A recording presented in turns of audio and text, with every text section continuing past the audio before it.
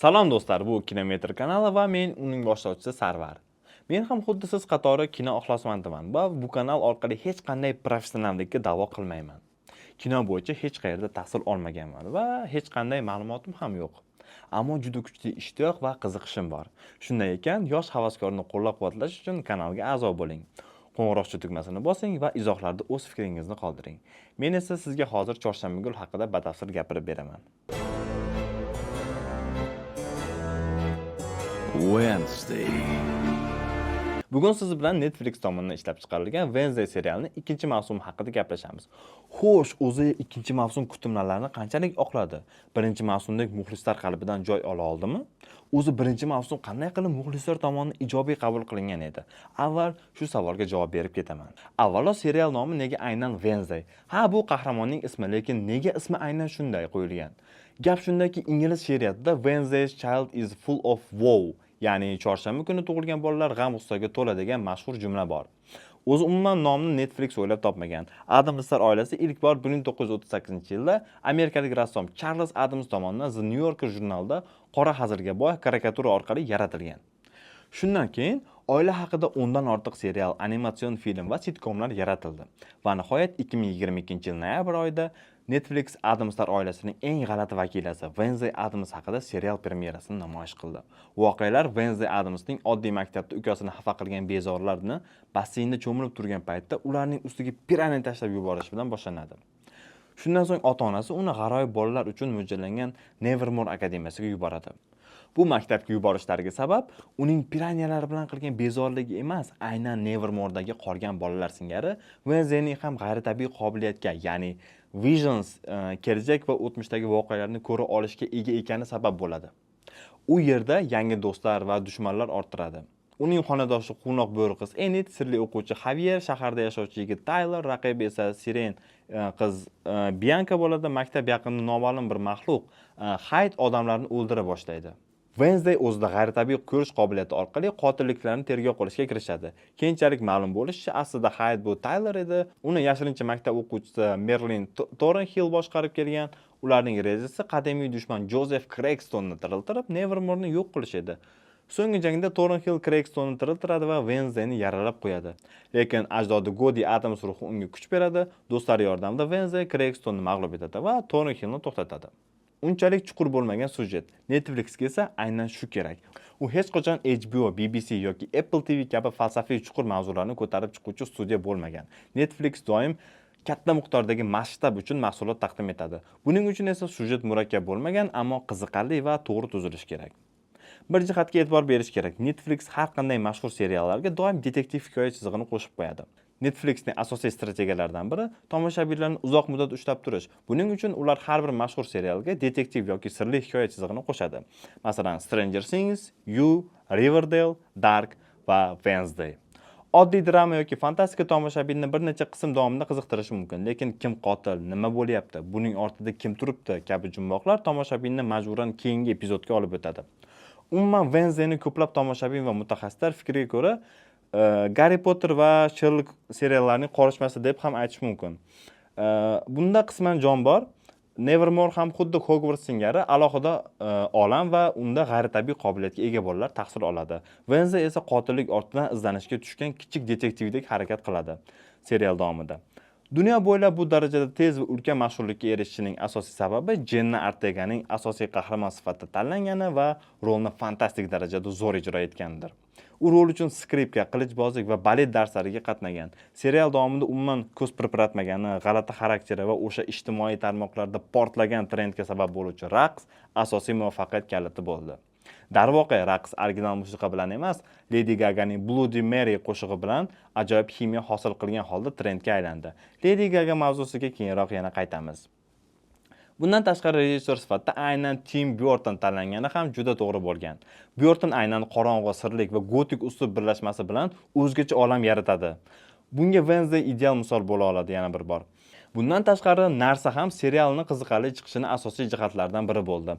Ko'plab insonlar nazarda chetda qolgan bo'lsa ham, aynan u serialda muhim kontrast nuqtalarini ushlab turdi. U doim Wednesdayning oldida bo'ladi, unga yordam beradi va o'zi umuman serialga boshqacha vibe va quvnoqlik bag'ishlab turadi. Bunday personaj avval hech qachon uchramagan. Agar masalan uning o'rnida qandaydir xonaki uy hayvoni bo'lganda, bu tomoshabinlar uchun unchalik ham qiziqarli bo'lmasdi. Juda keng auditoriyani qamrab olganining yana bir sababi ushbu serial barcha yosh toifasidagi tomoshabinlar uchun qiziq edi. Adamslar oilasi deyarli bir asrlik hikoya va garchi Sharq va boshqa mintaqalar uchun Wednesdaydan so'ng tanilgan bo'lsa ham, ammo G'arbning o'zi uchun bu oila anchadan buyon tanish bo'lgan.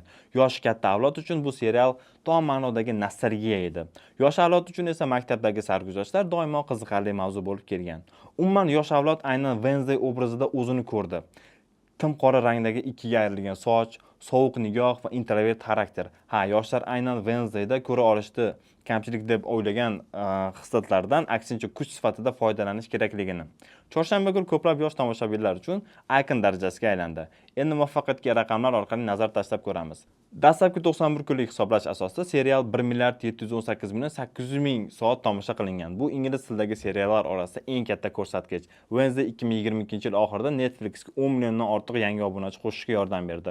O'sha paytda bitta abonement Netflixga o'rtacha $140 daromad keltirgan. 10 million yangi abonement yiliga taxminan $1,3 milliard foyda keltirgan. Birinchi mavsum Netflixga kosmik darajada foyda olib keldi. Albatta, ikkinchi mavsum suratga olinadigan bo'ldi. Sababi birinchi mavsum so'ngida Wednesdayning telefoniga sirli raqamdan xabar keladi va u doim kuzatuvda ekani bo'lajak mavsum uchun yaxshigina intriga bo'ldi. Ammo ushbu mavsum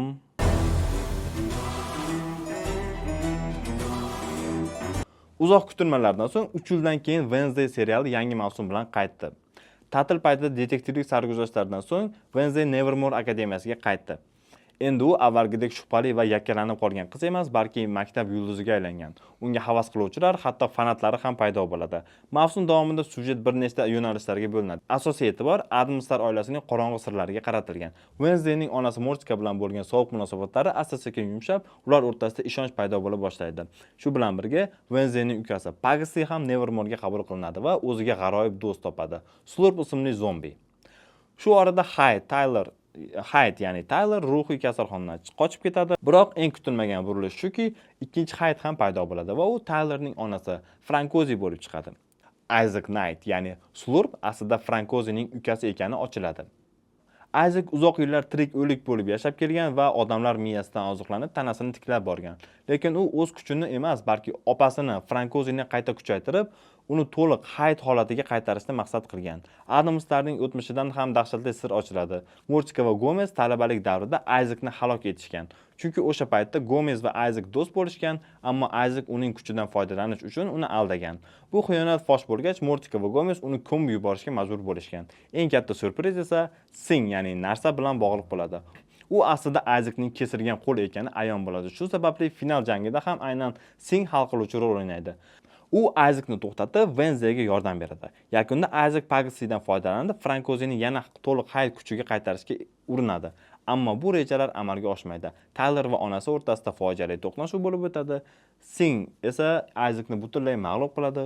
Mavsum oxirida esa yangi sir ochiladi. Mortika yo'qolgan singlisi Ophelia Frampning jurnalini Wednesdayga topshiradi. Jurnal orqali Wednesday Ophelia bilan ruhiy aloqa o'rnatadi. Oxirgi sahnada Ophelia devorga Wednesday must die, Wednesday o'lish kerak degan yozuv qoldirib, keyingi mavsum uchun katta sirli cliffhanger tashab ketadi.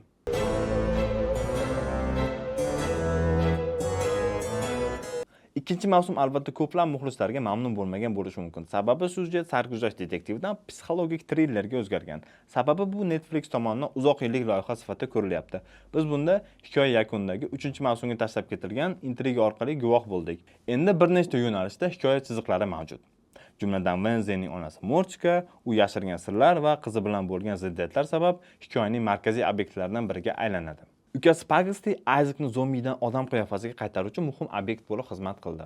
Bundan tashqari, narsa endi shunchaki hazil mutoyiba qo'shib turuvchi elementlardan ko'ra kattaroq hikoya shakllantiradi va mavsum yakunida barcha masalani hal qildi. Wednesdayning eng yaqin dugonasi Enid personaji ham to'liq shakllandi. U endi dugonasiga qattiq bog'lanib qolgan qizdan bo'ri qiz qiyofasiga to'liq ko'chib o'tdi. Wednesdayning o'zi esa birinchi mavsumdagi ideal timsolini yo'qotgan. Nega u ko'plab yoshlar uchun aykon darajasiga ko'tarilgan edi? Aynan u o'zgacha bo'lishni kamchilik emas, balki ustunlik sifatida qabul qilishni ko'plab muxlislarga o'rgatgan edi. Bu mavsumda esa endi qahramonimizning ham oilaviy muammolari bor, o'zini tushunishga harakat qilyapti, dramatik jihatdan murakkablashgan, ya'ni sodda qilib aytganda reallashyapti. Jenna Ortega esa aktrisa sifatida personaj bilan hamohang tarzda o'sib boryapti. Albatta, bu loyiha uning karyerasiga asos bo'lib xizmat qilyapti. Umuman rejissura va texnik tomondan ikkinchi mavsumga hech qanday e'tiroz yo'q. O'sha o'rmonli, qorong'u gotik uslubdagi Nevermore akademiyasi vibe'iga ikkinchi mavsumda ham duch kelamiz. Lekin kamchiliklar mavjud. Ayrim personajlar yaxshi rivojlantirilmagan. Masalan, Tyler nomiga majburlikdan syujetdan chiqib ketmaslik uchun sun'iy ishtirok ettirilgandek. Biz endi uni avvalgi mavsumdagidek muhim paytlarda ko'rmaymiz. Lady Gaga esa loyihaga shunchaki PR uchun jalb qilingan.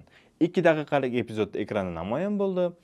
Joker filmida ham shu voqeaga guvoh bo'lgan edik. Albatta, Gaga kuchli aktrisa. House of Gucci va A Star is Born filmlarida bunga guvoh bo'lganmiz. Sababi bu filmlarning biri moda, ikkinchisi musiqa haqida. Lekin Wednesday yoki Joker kabi noqulay shohsupalarda paydo bo'laversa, bu uning aktrisa sifatida reputatsiyasiga jiddiy zarar yetkazadi. Yakunda esa yana bir narsani aytib o'tmoqchiman. Nevermore'da o'quv yili 6 yil ekan. Ko'rinib turibdi, Netflix hali bu loyihani to'xtatmoqchi emas. Demak, 3-mavsumda Wednesday halok bo'lmasa, hikoya yana davom etadi. Men esa sizlar bilan shunday intrigaga boy lahzada xayrlashib qolaman. Albatta kanalga obuna bo'ling, like bosing va izohlarda fikringizni qoldiring.